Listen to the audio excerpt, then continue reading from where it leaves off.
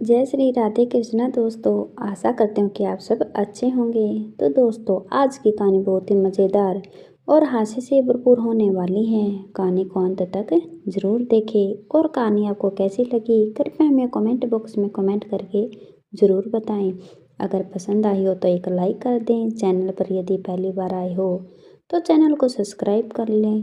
तो दोस्तों, आज की कहानी शुरू करते हैं। बहुत समय पहले की बात है। किसी गांव में एक जाट रहता था। जाट के पास बहुत जमीन जायदाद थी, पर किसी चीज़ की कोई कमी नहीं थी। घर में अन्न के भंडार भरे हुए थे, पर जाट की एक बड़ी खराब आदत थी। जाट बहुत ही कंजूस था। इतना कंजूस था कि एक रुपया भी अपने ऊपर खर्च ना करता था। वह सोचता कि इतनी मेहनत का पैसा इसे संभाल कर रखना चाहिए, इसे खर्च क्यों ही करना। अपनी इसी कंजूसी की वजह से उसने अब तक विवाह भी नहीं किया था। उसे लगता था कि अगर मेरा विवाह हो गया तो खर्चा बढ़ जाएगा। पत्नी रोज तरह तरह की चीज़ें मांगेगी, घर में ना जाने कितने फिजूल खर्च होंगे। इसलिए उसने कभी विवाह नहीं किया था, और कोई विवाह की बात करता भी तो वह टाल देता था। जाट के पास एक जोड़ी जूती थी जो काफ़ी पुरानी हो चुकी थी। उनमें जगह जगह छेद हो गए थे, पर जाट उन जूतियों का पीछा छोड़कर दूसरी जूती खरीदने के लिए तैयार नहीं था। वह उन जूतियों का आए दिन सिलता रहता। उसने उन जूतियों को इतने पैबंद लगा दिए थे कि जूतियों का असल रंग दिखना ही बंद हो गया था, और रंग बिरंगे पैबंद और कुछ पुराने चमड़े के टुकड़े ही नजर आते थे। पैबंदों की वजह से उसकी जूतियां पूरे गांव और शहर भर में प्रसिद्ध हो गई थी। सब लोग उन जूतियों को अच्छे से पहचानने लगे थे कि ये जूतियां तो कंजूस जाट की हैं। कभी कभी वह सोचता कि क्या मैं नई जूतियां ले लूं, क्या मुझे नई जूतियां खरीदनी चाहिए। फिर वह सोचता, अरे अभी तो ये नई हैं, बहुत दिन चलेंगी, एक पैबंद और लगा देता हूँ। इसी तरह जाट के दिन गुजर रहे थे। एक दिन जाट ने सोचा कि क्यों ना आज नदी पर जाकर नहाया जाए। जैसे ही वह 5-6 दिन हो गए थे बिना नहाए, कंजूस जाट ने सोचा कि आज नदी में मलमल कर मैल छुड़ाऊंगा और नहाऊंगा। यही सोचते हुए वह नदी पर पहुंचा। उसने अपनी पुरानी जूतियां और अपने के कपड़े किनारे पर रख दिए और नदी में स्नान करने के लिए चला गया।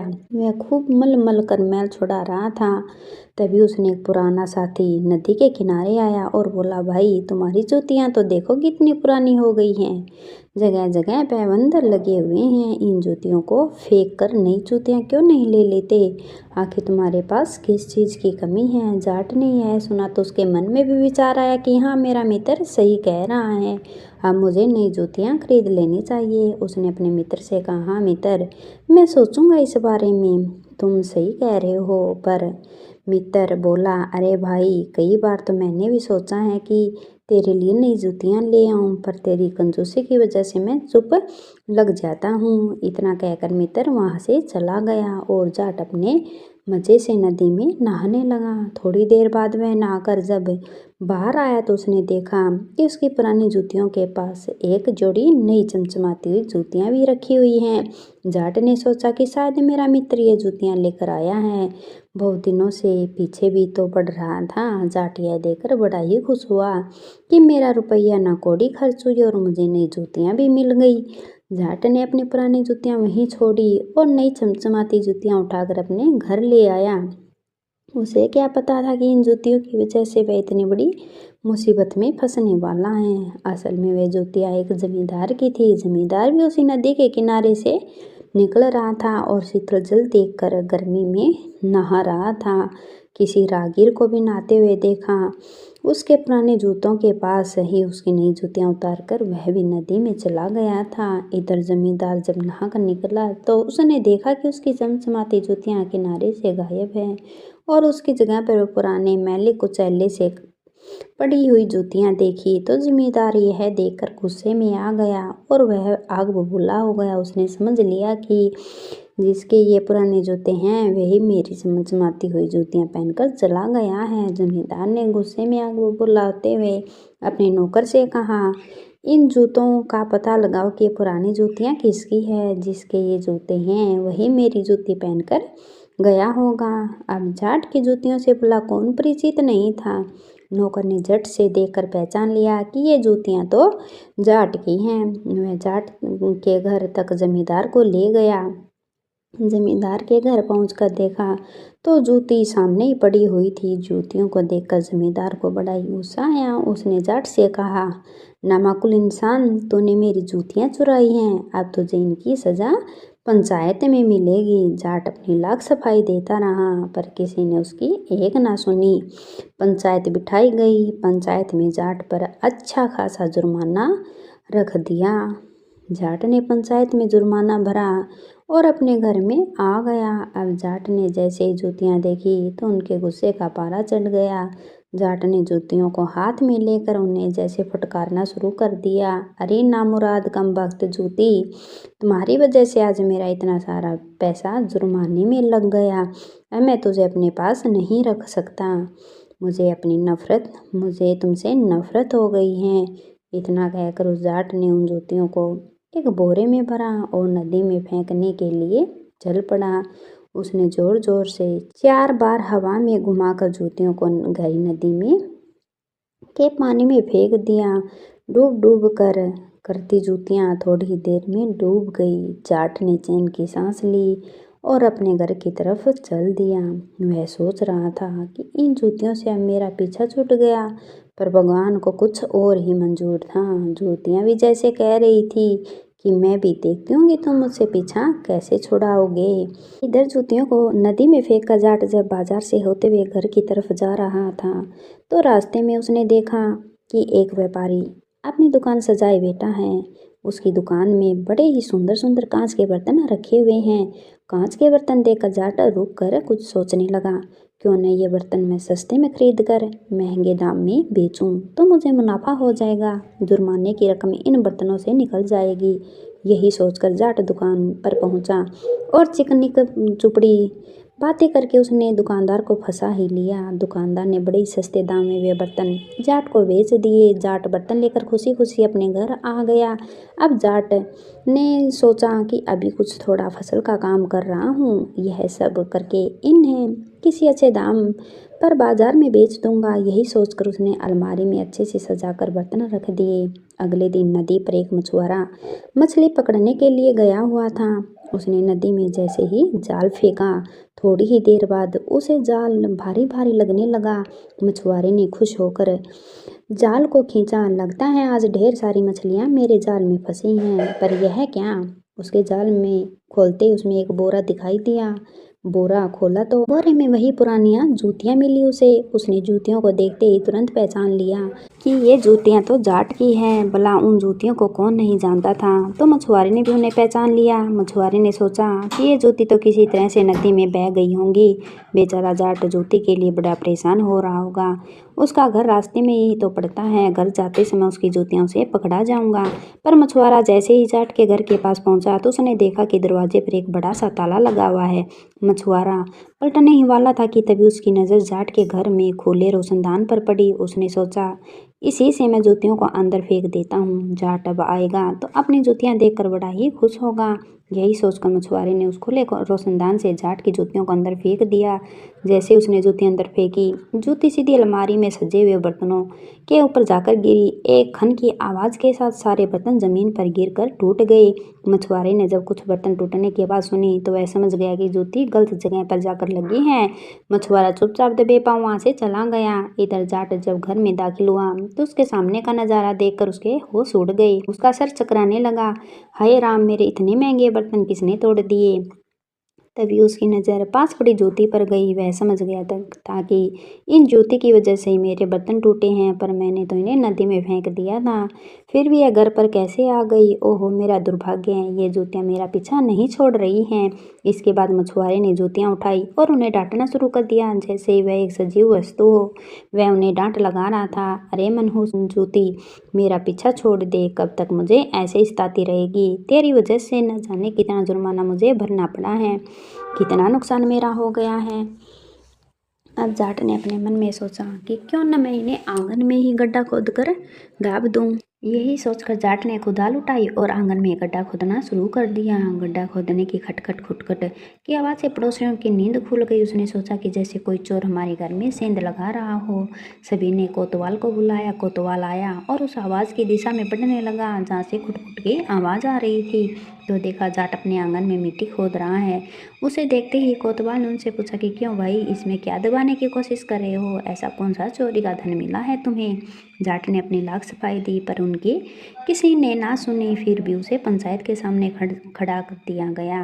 पंचायत ने लोगों में दहशत फैलाने के जुर्म से फिर भी उसके सिर पर अच्छा खासा जुर्माना लगा दिया गया। जुर्माना देखकर जाट ने किसी तरह से अपना पिंड छुटाया। घर आया तो जूतियों को देखकर जैसे वह आग बबूला हो गया और बोला, अरे मनहूस जूती, कब तक मेरे पीछे पड़ी रहेगी? मैं तेरे साथ हाथ जोड़ता हूँ तो मेरा पीछा छोड़ दे। फिर उनकी आंखों में आंसू आ गए और जूतियों के सामने घुटने टेक कर बोला, अरे मेरी माँ, बस मुझे बख्श दे। मैं तुमसे बड़ा ही परेशान हो गया हूँ। अब तो मुझे तुमसे डर भी लगने लगा है। मैंने जितना पैसा कंजूसी करके जोड़ा था, तुम्हारी वजह से सब निकल गया है। फिर जाट ने शांत मन से एक फैसला लिया कि अब वह इन जूतियों को बाहर नहीं फेंकेगा। बाहर फेंकने के लिए उसकी मुसीबतें बढ़ गई थी। अब इन जूतियों को आराम से संभाल कर घर में ही रखेगा। इसके बाद जाट ने उन जूतियों को धोया और घर की छत पर सूखने के लिए रख दिया। पर वारी किस्मत, तभी वहाँ एक बाज उड़ता हुआ आया और एक जूती को मुंह में उठाकर आसमान की तरफ उड़ गया। कुछ तो जूती पाबंद लगने की वजह से भारी हो गई थी और कुछ गीलेपन की वजह से। जैसे ही बाज लेकर उड़ा, वजन की वजह से जूती उसके मुंह से छूटकर नीचे गिर पड़ी। नीचे गली में एक राहगीर वहां से गुजर रहा था। जूती सीधी बाज के मुंह से छूटी और राहगीर के सिर पर पड़ी। पर जूती पड़ते ही राहगीर का सिर फट गया और वह लहूलुहान हो गया। अब फिर से कोतवाल को बुलाया गया। कोतवाल ने मामले की छानबीन की और जाट को फटकारने ते हुए कहा, अबे जाट, तू क्या करके मानेगा? कभी रातों को लोगों में दहशत फैलाता है और कभी गड्ढा खोद कर, कभी तो किसी का सिर फोड़ देता है अपनी जूती से। अब जाट ने जैसे यह सब सुना, वह समझ गया कि मेरी बदकिस्मती फिर आगे आ गई है। इन जूतियों ने मुझे पकड़ लिया है। जाट ने इस बार अपनी कोई सफाई भी ना दी क्योंकि उसे पता था कि उसकी सफाई कोई नहीं सुनेगा। इस बार जाट को 2-3 महीने की जेल भी हो गई। अब तो जाट की जूतियों के किस्से पूरे शहर भर में मशहूर हो गए थे। सब लोग चटकारे ले लेकर जाट की जूतियों के किस्से कहने लगे। इधर इस नगर का राजा दूसरे राजा के रकतों से परेशान होकर बहुत ही दुखी हो रहा था। जब उसने जाट की जूतियों के किस्से सुने तो उसके चेहरे पर एकदम हंसी आ गई। वह खिलखिलाकर हंसने लगा कि भला ऐसी कैसी जूती है जिसने उस जाट को इतनी मुसीबतें दिलवाई हैं। राजा ने अपने मंत्री से कहा, मंत्री साहब, उस जाट को हमारे दरबार में बुलाया जाए। हम उस जाट से मिलना चाहते हैं और उनकी उन करामाती जूतियों को भी देखना चाहते हैं। अगले ही दिन मंत्री ने सिपाहियों को भेजकर उस जाट को राज दरबार में बुलाया। अपनी जूतियों के साथ जाट राज दरबार में उपस्थित हुआ। उसने राजा के कहने पर अपनी जूतियों का शुरू से लेकर आखिर तक पूरा किस्सा सुना दिया कि इन जूतियों की वजह से वह कैसे कैसे मुसीबत में पड़ा है। जाट के मुंह से उसकी करामाती जूतियों का किस्सा सुनकर राजा एक बार फिर से खिलखिलाकर हंस पड़ा। वह जाट से बोला, भाई, तुम्हारे आज इस मज़ेदार किस्से की वजह से मैं बहुत दिनों के बाद इतना खुलकर हंसा हूँ। बताओ तुम्हें क्या चाहिए? हम तुम पर प्रसन्न हुए हैं। यह सुनकर जाट रोने लगा और बोला, महाराज, मुझे कुछ नहीं चाहिए, बस इन मनहूस जूतियों से मेरा पीछा छुड़वा दीजिए। राजा बोला, बताओ मैं तुम्हारे लिए क्या कर सकता हूँ? यह सुनकर जाट ने कहा, महाराज, आप पूरे नगर में यह ऐलान करवा दे कि इन जूतियों की वजह से आज के बाद अगर किसी का कोई नुकसान होता है या किसी को कोई कष्ट पहुँचता है तो इसमें मेरी कोई जिम्मेदारी नहीं होगी। राजा ने हंसते हुए ऐसा ऐलान करवा दिया कि आज के बाद अगर इन जूतियों की वजह से किसी का कोई नुकसान या परेशानी उठानी पड़े तो इसका जिम्मेदार जाट नहीं होगा और यदि किसी ने इन पर कोई आपत्ति जलाई तो उसे कारागार में डाल दिया जाएगा। यह ऐलान पूरे नगर गली कूचे में करवा दिया गया। ऐलान के बाद राजा ने जाट को बहुत सारा पुरस्कार, स्वर्ण मुद्राएं और धन देकर अपने महल से विदा किया और एक अच्छे पद पर उसको अपने राज दरबार में नौकरी पर भी रख लिया। और जाते समय उसे समझाया कि देखो भाई, इन जूतियों की वजह से तुम मुसीबत में तो फंसे हो, पर इन जूतियों की वजह से तुम आज से राज दरबार में एक अच्छे पद पर भी मुलाजिम होगे और उसी की वजह से तुम्हें यह इतनी धन दौलत भी मिली है। देखो, तुमने तो कंजूसी करके धन जोड़ा था और उसका क्या ही फायदा उठाया। ना पेट में अच्छे से खाया और ना ही तन पर अच्छे से पहना, और तो और पूरा पैसा जुर्माने में भी लग गया। तुम आदमी बुरे नहीं हो, बस तुम्हारे कर्म थोड़े ही खराब हैं और अपने कर्म ठीक करो तो भी जो भी तुम्हें यह धन दौलत मिली है इसे दूसरों की मदद करो, सत्कार में लगाओ और धर्म कर्म के कार्य इसे खर्च करो। जितना धन बांटने से बढ़ता है उतना उसे रखने से यह मुसीबत बनता है। यह सुनकर जाट की आंखों में आंसुओं की धारा बहने लगी, उसके हृदय परिवर्तन हो गया। वह राजा के चरणों में गिर पड़ा और बोला, महाराज आज आपने मेरी आंखें खोल दी हैं। अब मैं इस धन को अच्छे कार्य में लगाऊंगा, लोगों की मदद करूंगा, गरीब बच्चों के लिए स्कूल बनवाऊंगा। अब मैं आपके बताए हुए रास्ते पर चलूंगा। जाट एक सदाचारी इंसान बन चुका था। वह धर्म कर्म के कार्य करने लगा। प्यासों के लिए बावड़ियाँ बनवाई, गरीब बच्चों के लिए उसने पाठशालाएँ बनवाई। जाट किसी को भी मुसीबत में देखता तो वह तुरंत उसकी मदद के लिए पहुंच जाता था। तो दोस्तों यह था जाट और उसकी जूतियों का मज़ेदार किस्सा। आज यह एक हमारा किस्सा आप आज का हमारा ये किस्सा आपको कैसा लगा हमें कमेंट करके ज़रूर बताएं। अगर अच्छा लगा तो एक लाइक कर दें और ज़्यादा से ज़्यादा अपने दोस्तों के साथ वीडियोज़ को शेयर करें। दोस्तों पूरी कहानी देखने के लिए आप सभी श्रोताओं का दिल से धन्यवाद। आप सबके अन्न भंडार भरे रहे, सब सुखी रहें, स्वस्थ रहे और मैं इसी कामना के साथ विदा लेती हूँ। मिलते हैं एक और नई कहानी के साथ। राधे राधे।